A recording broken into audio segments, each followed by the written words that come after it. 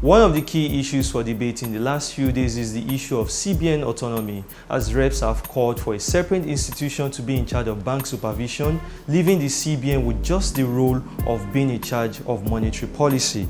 Countries like the United States of America and Britain have adopted models that address the issues of autonomy and separation of duties for their central bank. Is Nigeria ready for such a model? We have a top business analyst, Mr. Wale Oluwo, to examine the matters arising and share his thoughts with us. What is being proposed, which we suppose the House is favorably disposed to effecting, is a situation where they will take the banking supervision responsibility away from the Central Bank of Nigeria. It's not a new concept, really. It's been practiced in the UK and I think one or two other places.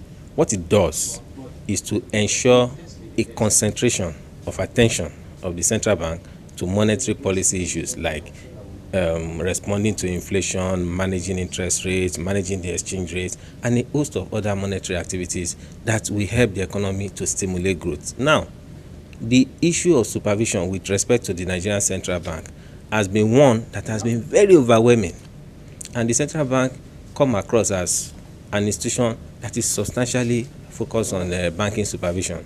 It's not healthy, and it's taking a lot of attention away from the monetary policy focus that should help in driving most of the growth drivers that we've seen sliding down in the last 1 or 2 years.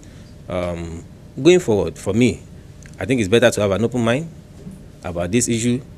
It's also good that we listen to the message and not the messenger, because this thing is being proposed by the House of Reps. Chances are that people might think it's vendetta, it's being politically motivated and all that. But that will not do justice to the stage at which we are now, where we need to look at our central bank from almost like 3 perspectives. 1, in terms of focus, are they doing enough on the monetary policy responsibility that they have? 2, in terms of transparency, do we know what they are doing? Do we know how they are spending money? Do we know their budget? And do we know their expenditure and how they fix their salaries and all that? Then the third one is the fact that in addition to monetary and other activities, the corporate governance structure in the CBN is a third part that we need to look at. So it is when you look at these 3 dimensions that we begin to see whether the CBN really is playing the role that we expect it to play in the economy of today. And if it is not, then we begin to look at correction. But whatever correction is being proposed must be driven by a robust debate. There should not be any hurry into splitting its responsibility and all those stuff. Let's discuss it. Let's look at the risks. Let's look at the potential benefits. And that puts us in a position to know whether. But for me, the governance structure in CBN is something we must look at. The focus is something we must look at. And then the transparency issue.